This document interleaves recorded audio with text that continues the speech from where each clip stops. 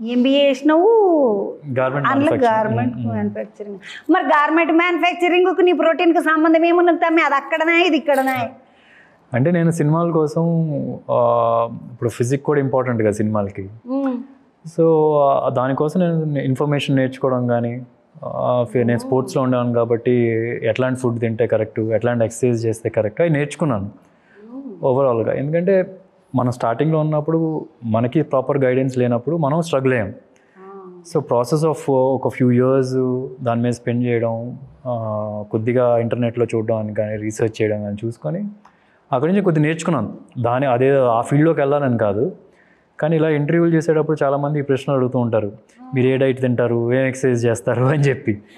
So కాకపోతే నాకు work out అయ్యేది వాళ్ళకి వర్కౌట్ అవుతుందని గ్యారంటీ లేదు. సో అట్లా దానికోసం అని చెప్పి ఒక సపరేట్గా ఒక యాప్, ఒక ప్రోటీన్ సప్లిమెంట్స్ గురించి, ఏది తింటే కరెక్ట్, ఎంత ప్రోటీన్ తినచ్చు ఒక్కొక్క వ్యక్తి, రోజులో ఏమేమి తింటే మంచిది, ఒకవేళ బాడీ వెయిట్ పెరగాలంటే ఎలా ఏం చేయాలి. సో అట్లా సీక్రెట్ బీస్ట్ అని చెప్పి ఒకటి స్టార్ట్ చేశాను దానికోసం. తమ్మి ఎప్పుడు చూసినా నువ్వు ఇట్లా బాడీ బనాయించే ఉంటావు మంచిగా. ఎన్ని గంటలు చేస్తావు మళ్ళీ జిమ్? ఇప్పుడు నువ్వు అన్నావు కదా ఎక్సర్సైజ్ ఏం చేస్తారు ఏం తింటారు అంటారు కదా. ఈ ఎక్సర్సైజ్ ముచ్చట కాదు కానీ జిమ్కి పోయి గంటలు ఉంటారు అంటారు కదా. నువ్వెన్ని గంటలు ఉంటావు? గంట వారంలో ఒక 4-5 రోజులు చేస్తాను. దానికన్నా ఎక్కువ ఇంపార్టెంట్ ఫుడ్. మిగతా 23 గంటలు ఏం చేస్తాం అనేది ఇంపార్టెంట్. టైం పడుకుంటున్నావా, కరెక్ట్ ఫుడ్ తింటున్నావా, ఏదో గంట సేపు ఎక్సర్సైజ్ చేసామని చెప్పి మనం ఇష్టం వచ్చింది తింటే అది కుదరదు. సో మనం ఎప్పుడు ఏంటంటే మనం కరిగించలేము. మన ఇష్టం వచ్చింది తిని అది కరిగించాలంటే అది పాసిబిలిటీ లేదు. తినేది కూడా క్వాలిటీ ఫుడ్గా తినాలి. అండ్ ఏదో ఎప్పుడు ఇది చేయడం ఏదో సినిమా కోసం సెపరేట్గా చేసింది కాదు. మేబీ నేను సినిమాల్లోకి రాకపోయినా సరే ఇలాగే ఉండేవాడినేమో. కాలేజీకి పోతుంటివి కదా తమ్మి, ఎంబీఏ దాకా చదివినవు అంటే ఆడపిల్లలు అంతా నీ ఎంబడివాడుడేనా, నువ్వేవలు ఎంబడని వాడుతుంటివా? అన్నీ ఇప్పుడు మీకు చెప్పాలా? లే అడుగుతున్నా, ఎందుకంటే మంచిగా ఉన్నాడు పిల్లగాడు. ఇప్పుడు కాలేజీ అంటే ఇప్పుడు అది కూడా విజయవాడ పోరలు అంటే మస్తు హుషారు అంటారు కదా, అందుకనే అడుగుతున్నా. కొన్నిసార్లు పూర్లు వెనకాల పడి ఉంటాను, పూర్లు వెనకాల పడి ఉంటారు, అది కామన్గా జరిగేది.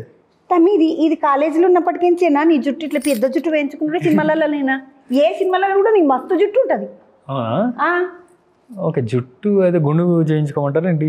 లేదు తమ్మి, ఇప్పుడు హీరో అన్నాక జుట్టు ఉంటుంది, కానీ మా తాట ఏంటంటే ఇట్లా పెద్ద జుట్టు ఉన్నది అనుకో, భార్య కడుపుతోటి ఉంటేనే జుట్టు వేయించుకుంటారు ఇక్కడ తెలంగాణలో. అవునా? ఇప్పుడు నీకు ఆల్రెడీ 2 పిల్లలు ఉన్నారు కదా కదా, అది నాకు మొన్న చూసినప్పుడు ఈ పిల్లగాడు జుట్టు వేయించుకున్నాడు, వీళ్ళు ఆమె మన కడుపుతోటి ఉన్నదా అనుకున్నాం. కాదు ఈ సినిమాలో అట్లనే వేయించుకుంటారే చంద్రబాబు అన్నారు మా పోరలు. సినిమాలు అందరూ ఎలా షాప్కి పోతావా తమ్మి నువ్వు? అసలు పోతాను, కటింగ్ షాప్ పోతూ, లేకపోతే ఇక్కడ దాకా పెరుగుతుంది కదా. సో అప్పుడు కానీ సినిమా అంటే ప్రతి ఒక్క సినిమా కాదు, కొన్ని సినిమాలకి పొడుగు జుట్టు ఉంటే బాగుంటుంది. డైరెక్టర్లు అడుగుతూ ఉంటారు ఏంటంటే పొడుగు జుట్టు ఉన్నప్పుడు కొద్దిగా స్లో మోషన్లో ఇలా అంటున్నప్పుడు ఇలా ఎగురుతుంది కదా, దానికోసం అనమాట. సోకు కోసమే జుట్టు వేయించుకున్నాడు. సోకు కాదు, సోకు వేరు. సినిమా కోసం అంటే సోకు కోసమే. సినిమాలో ఒక షార్ట్కి మంచిగా బాగుంటుంది చూడడానికి. గాలి వచ్చినప్పుడు ఎగురుతున్నప్పుడు గుండు ఉంటే ఎలా ఉంటుంది, బాగోదు కదా. అట్లాగే